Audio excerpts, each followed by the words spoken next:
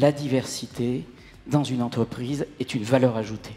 Et cette soirée est là pour nous le rappeler. Le respect, l'intégration, la diversité, et puis tout ça fait fait nation et fait notre pays, et notre pays s'enrichit de tout cela, donc c'est un plus positif. Tous ces témoignages, toutes ces belles initiatives mises en avant, finalement, c'est un juste retour des choses. C'est pour une fois dans l'année où on valorise des personnes qui, discrètement, au quotidien, agissent en faveur de l'autre. Pour nous, c'est aussi une première parce que c'est la première France Travail autour de diversité et entreprise.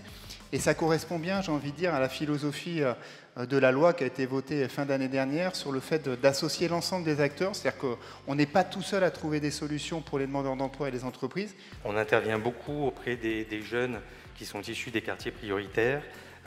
D'abord parce qu'ils sont très nombreux à être diplômés d'écoles supérieures ou d'universités et qu'ils ressentent, qu'ils ont un sentiment en tous les cas d'être un peu isolés, mal soutenus dans leur démarche.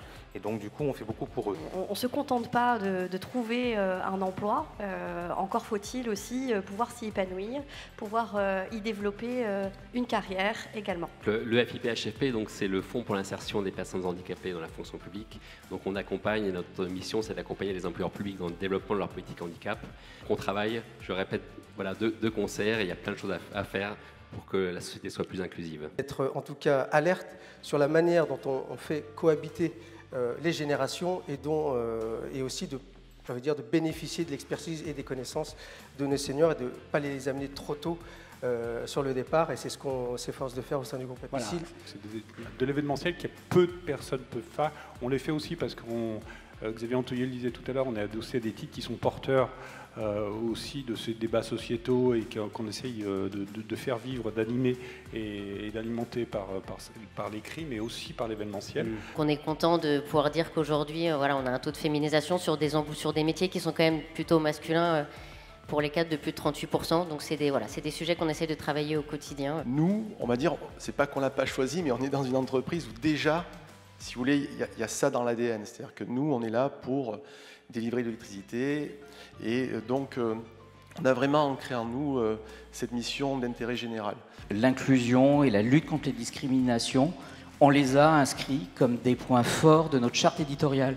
Ça veut dire que les journalistes prennent l'engagement tous les jours de les respecter et de les promouvoir. C'est le même air qu'on respire, pas le même respect qu'on inspire. Considère autrui si tu veux aussi qu'on t'estime. Se respecter, c'est s'inspirer une discipline de vie. Le respect se perd si les respects se perpétuent. Bras de fer entre le vice et la vertu.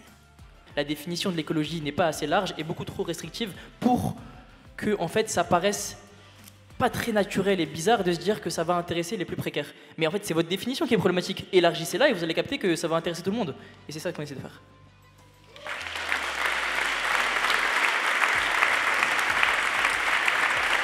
« 14% de femmes seulement dans le secteur. Nous, on en est à 17. Et c'est le fruit de 10 ans de politique volontariste. Donc il nous a fallu 10 ans pour doubler la part des femmes au sein de l'entreprise. ECODER, c'est une association de loi de 1901 qui existe depuis 20 ans, qui collecte, reconditionne et redistribue du matériel informatique et qui porte différentes structures, ESAT, chantier d'insertion, entreprise d'insertion, entreprise adaptée. Faire dans un média qui parle du handicap, avoir des personnes en situation de handicap, c'est une base.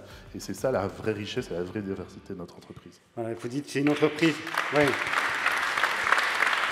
Bravo à vous. Vous dites que c'est une entreprise, c'est pas seulement une entreprise inclusive, c'est une entreprise universelle. Ça, ce sont vos mots. Ça, c'est ce que je préfère. Et on vous félicite à nouveau. Merci. Cortex Média. C'est des jardins qui sont ouverts, inclusifs, dans un quartier. Souvent dans des territoires un peu enclavés. On s'abaisse sur la terre pour se relever en dignité, et cette dignité, c'est la confiance en soi qu'il retrouve. Notre but, c'est d'installer la paix dans les quartiers, en bas des immeubles, parce que quand on travaille la terre ensemble, on est obligé de se parler. Le projet a été construit sur des bases de recruter, de former des personnes nouvelles, afin de les fidéliser. On regarde le savoir-être et pas le savoir-faire, et pendant tout ce process-là, il n'y a pas de CV. J'ai beaucoup de projets pour mettre en place une vraie culture de la diversité dans mon entreprise. Exactement, c'est quelque chose qui m'a inspiré à continuer cette valeur qui va être très forte parce que en anglais on dit inability is not capability. Nous, quand on a commencé à voir ça, on s'est dit, en fait, allons-y, misons là-dessus. Au début, on ne savait pas trop, et puis on y allait, 1, 2, 3, maintenant on est passé à une vingtaine d'apprentis migrants. Alors sur 40 ou 45, c'est pas forcément la majorité, mais ça fait quand même un sacré nombre. Et en fait, on les forme de la même manière que les autres, et ça marche. Nous, ce qui nous intéresse aussi, c'est de venir travailler chez vous. Oui, parce que vous les faisiez travailler chez vous, en fait, les personnes avant. Oui, c'était pas in situ dans une entreprise. Exact. On a des ateliers de production et on a beaucoup de personnes, plus de 250. Donc la plupart travaillent dans nos ateliers, mais il y a une réelle volonté d'inclusion et d'aller en entreprise. Nous, en fait, on œuvre au quotidien pour l'émancipation des femmes par l'entrepreneuriat, parce qu'on a fait un constat que plusieurs d'entre nous souhaitent entreprendre, mais on est majoritairement habité par le syndrome de l'imposteur. On se dit, en tant que femme, c'est compliqué, j'arriverai pas, les enfants, j'ai pas de qualification, le mari n'acceptera peut-être pas, les horaires, tous les engagements. Et donc nous, on leur dit, venez avec nous, on va essayer, et force est de constater que ça marche. Sous l'impulsion de la préfète de région, mettre en avant les actions citoyennes, le civisme, c'est très important pour nous. Mettre en avant la diversité, notamment à travers le handicap, à travers les quartiers populaires.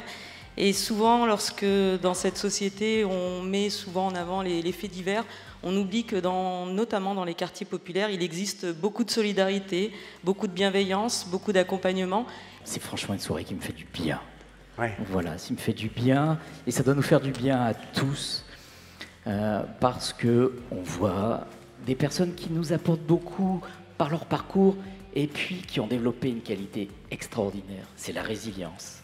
On n'en parle pas assez, mais aujourd'hui, dans le monde compliqué que nous vivons, mais c'est une qualité qui est énorme et que tout le monde devrait chercher à développer parce qu'elle nous aidera déjà à vivre un peu mieux dans ce monde compliqué et être un peu plus heureux.